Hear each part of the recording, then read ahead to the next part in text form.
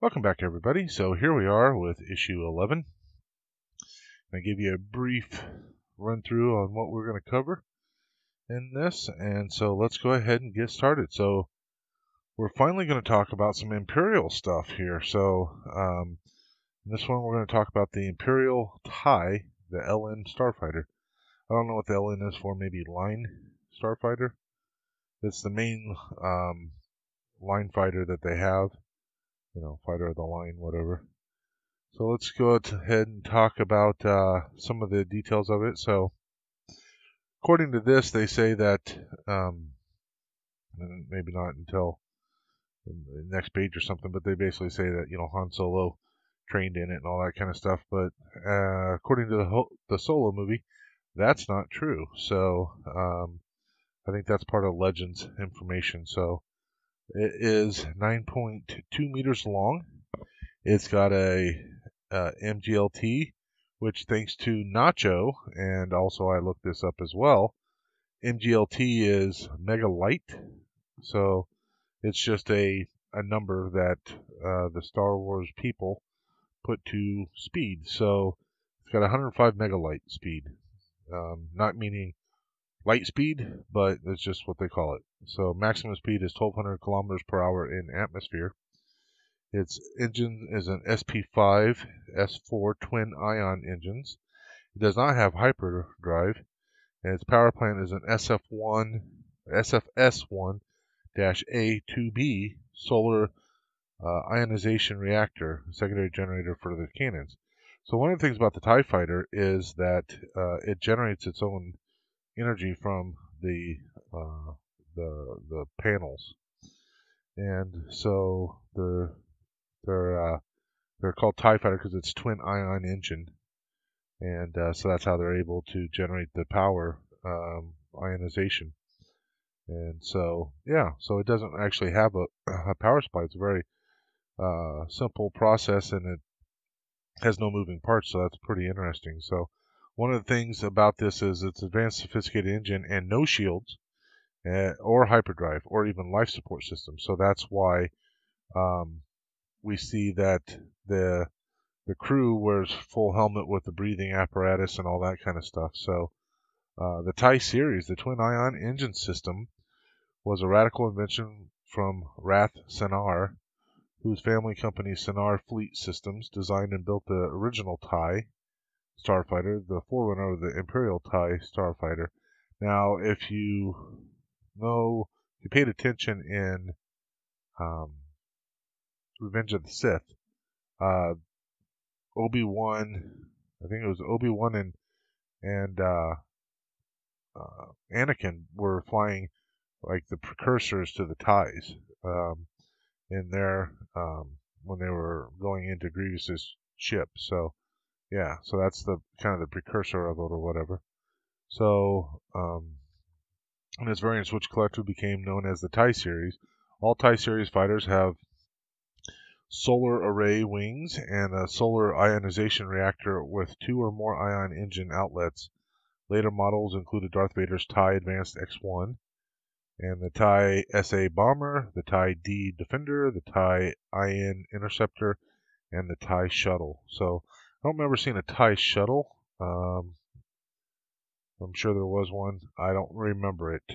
If anybody can think of where there might have been a TIE Shuttle that we could have seen, point that out to me because I'd love to go back and have a look. So the pilots were the elite of the Imperial Navy. Only 10% of the candidates passed the tough physical and psychological training to join their ranks. Although they were viewed as expendable and their mortality rate was very high, former TIE pilots who were forced out of ranks or defected, including no less than Han Solo and Luke's friend Biggs Darkwater. Now we do know Biggs Darkwater was in the Imperial Navy for a while, so that is officially canon. So, but we do know that Han from the Solo movie, he was not able to actually get into a TIE. It was he ended up being a ground pounder and he hated it. So 4-to-1 odds escaped from the Death Star after they had Freed Princess Leia from the Death Star, the Millennium Falcon still had to break through the battle station's fighter screen. For the TIE sentries assumed a standard attack pattern, breaking to the left and right of the freighter, firing their laser cannons as they sped past. Even though Han had angled the shields to compensate, the concerted fire took out the lateral controls and started a small fire in the instrument panels. Weaving around to make themselves as difficult to hit as possible, the Imperial fighters' shots struck home, and it was only with the difficulty that Han and Luke had each picked off 2 opponents using the Falcon's quad lasers. Solo was far from pleased with Leia's suggested, correctly as it turned out, that the Imperials had let them escape in order to track them to the Rebel base. So we all know that's the case. The Sound of Fury, this is actually quite interesting. So Lucasfilm model makers produced large numbers of miniature TIE fighters for sequences that showed the Empire's massed attacks. Filming miniatures were small enough to be handled by one animator, making the action sequences relatively simple to shoot. Unlike the Falcon and Rebel ships, the Imperial craft appeared quite pristine, with no wear or surface markings. ILM's Lorne Peterson said that these small, clean-looking ships didn't appear particularly aggressive in the original edit, but that the sound effects brought them to life. Joe Johnston, visual arts director, compared their wailing roar to the Stuka dive bombers of World War II, which were fitted with sirens purely to create the noise that would terrify those under attack. The sound effects used for the TIE fighter came about almost by accident. George Lucas had liked the noise of some World War II rockets, thinking that it would be good for the sound of their cannons. While sound designer Ben Burtt was researching original recordings of the rockets, he came across the tape of an elephant stampede. And this is where it gets really interesting. That had been recorded in the 1958 adventure movie, The Roots of Heaven. He had the idea of playing this back at slower speeds, and this produced something that sounded very similar to the rockets. However, to add depth, Burt taped the noise of a car whooshing past on a wet road and combined this with the elephant's trumpeting screams.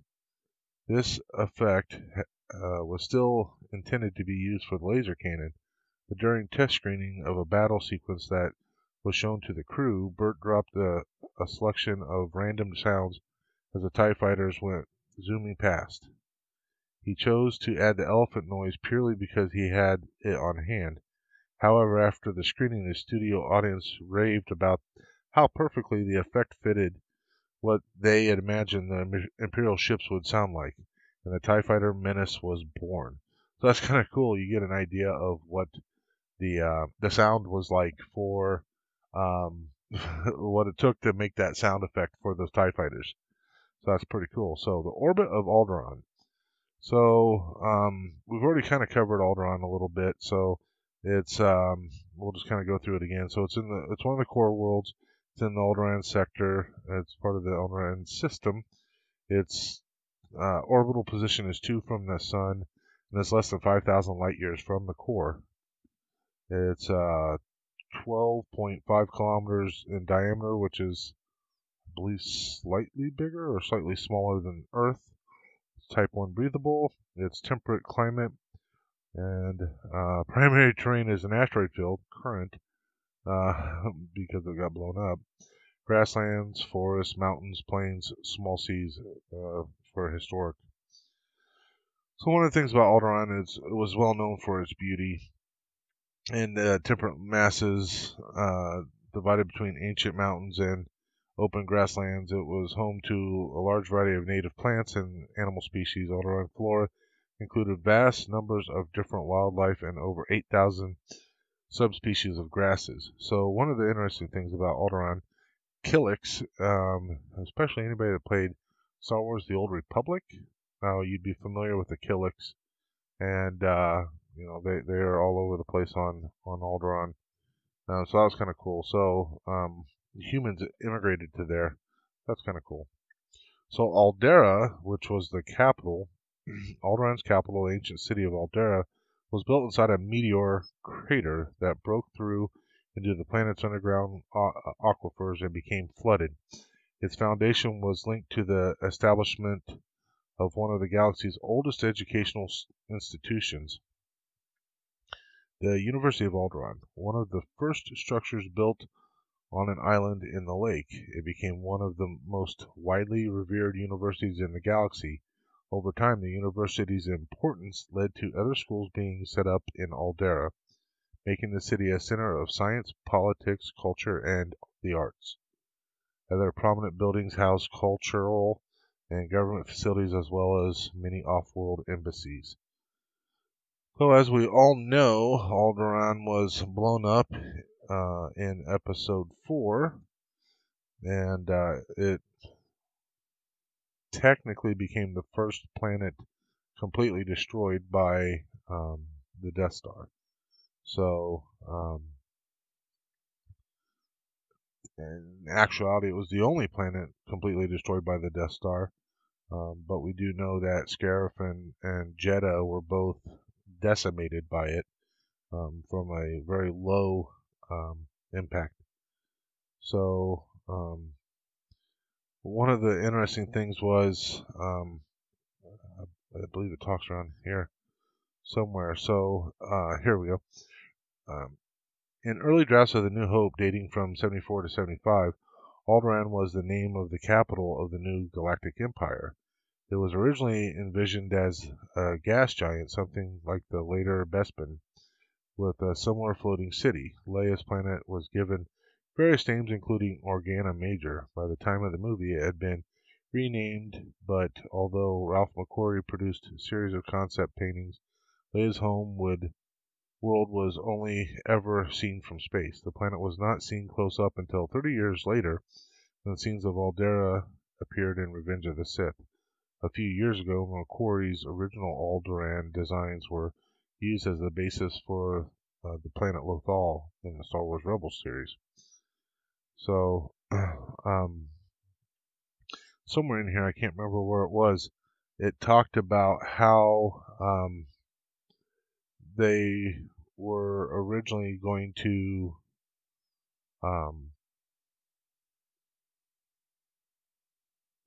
do something to show how the rebels had left Dantooine and had gone to Yavin 4. And I don't remember where I saw that. I'm pretty sure it was in here someplace. But I thought that was kind of interesting. They were going to show that in some way. So that's kind of cool as well. Okay, so we're going to talk about the startup and takeoff from the Millennium Falcon. So the first challenge of any novice pilot is achieving a successful takeoff. Once the ship reaches open space, even the most unwieldy craft become very simple, much simpler to fly, that the crudest of autopilots can manage with ease. So one of the interesting things about the YT series, so with the offset thing, this is pretty cool. So when the CEC decided to launch the YT-1300, the company played on the natural concern with a clever double game. The corporate publicity machine suggested that before purchasing a new ship, potential customers should book a trial session with an authorized dealership or reseller equipped with an on-site flight simulator. On the face of it, this advice seemed to acknowledge that the ship was somehow difficult to fly. This might have been expected to harm its prospects, but in fact, by suggesting that the YT-1300 was difficult to handle, experienced pilots reacted by taking up CEC's offer as something of a challenge. Large numbers of them booked test flights and discovered that the YT-1300 was not only simpler to handle than they expected, but the ship handled more like a fighter than a freighter, precise, agile, and responsive. So I thought that was kind of interesting how CEC more or less tricked people into trying it out and then realized that they really liked it. So, and this talks about the forces of flight, and this is, normal type stuff. So you need lift, which in atmosphere is usually caused by wings and that kind of stuff, whereas spaceships use repulsor lifts, and the repulsor lift can also be angled back to help give forward thrust, and so that way they can start moving forward. According to this, it's actually against most planets' laws to actually use the sublight engine in atmosphere because of the pollution and that kind of stuff that the sublight engine causes. So yeah, it kind of talks about this exhaust and ship's opposite direction. Although it works just as well in planetary atmosphere, using a sublight drive near to most planets is illegal because of the pollution caused by the hot, mildly reactive exhaust gases. So that was kind of cool as well. And then over here, we're going to talk about the half a Falcon. So we already kind of discussed the fact that they only had a big enough soundstage to only build half of the Millennium Falcon for A New Hope. So the first time the Millennium Falcon appeared was when Luke Skywalker encountered it and parked in the docking bay 94 in Mos Eisley, just before Han's desperate shootout with the stormtroopers and hasty takeoff. This sequence caused several headaches for the Elstree art department when George Lucas threw out that the original pirate ship design.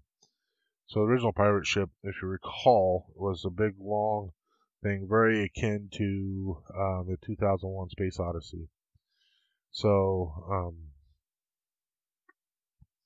late in the 1975 LM, Steve Gawley sketched out comparison between the old and the new ship, showing how much of the new Millennium Falcon would fit on the set that was already planned, while the Ralph McQuarrie updated his production painting to show that the new ship in January 1976. The extra width of the Falcon meant that only half of it could actually be built on the set, as this already took up most of Elstree Stage 3. Clever perspective had to be used to make the docking bay look much larger than it was, especially during the shootout with the stormtroopers, who were really only meters from Han. So down here, and I'll hold this up for you. I don't know how this is possible, but these staples are closed, and this part never got stapled, but it's all in there. So that's why I'm holding on to it. So, yeah, this didn't even get ripped out. It just never got stapled for some reason. So let me hold this up here. Okay. So apparently, supposedly, this says here the section of a 1975 drawing by Steve Gawley showing the dotted outline of the pirate starship, which is the long one that, from like Space Odyssey, 2001 Space Odyssey, in the planned docking bay set, plus the superimposed sketch of the new Falcon for comparison. So I don't know what the superimposed part is, because I don't know where that is.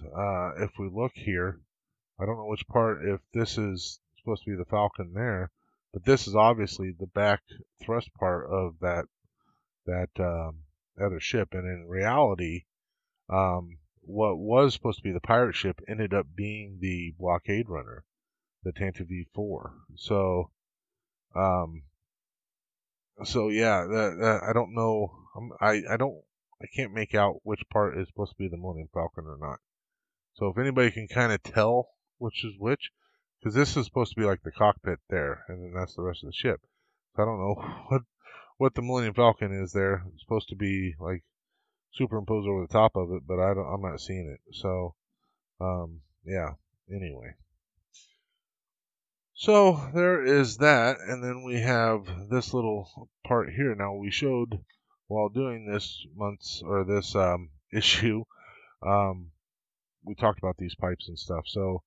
But here the L Street designer sketched only the basic structure of the Falcon's hold, leaving Roger Christian's set designers to add complex web of unruly external ducts, pipework, and wiring that would suggest the years of modification and bodging with which a real ship might undergo. Christian later explained that a convincing result depends on starting with the basic pipes and larger pieces, gradually adding details with a logic that suggests a real function. His success with the Falcon was developed even further in 1978 on the much larger Nostromo sets in Alien, for which reproduction buyer Jill Corter sourced many sizes of the same pipes used on the Star Wars. For a time, similar designs became almost a sci-fi cliche, to the point that ducks with a central plot feature of ducks, to the point that ducks were a central plot feature of Terry Gilliam's dystopian fantasy Brazil in 1985, which I've never seen that. So anybody that's ever seen that, make a comment. In which a whole industry exists around the supplying and servicing of them. So there you go. That is the bonus feature or issue of this issue 11.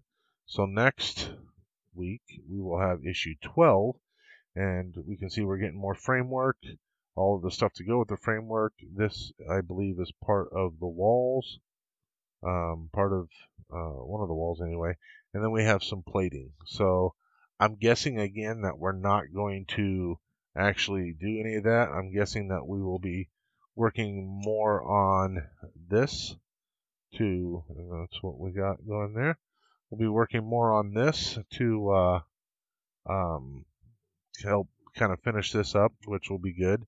The problem is, like the cockpit, once I finish this up, I'm going to have to find some place to put it, because otherwise it's going to be in the road. I got to find some place to put it and have it not be in danger of getting wrecked or anything like that. So hope you guys enjoyed this.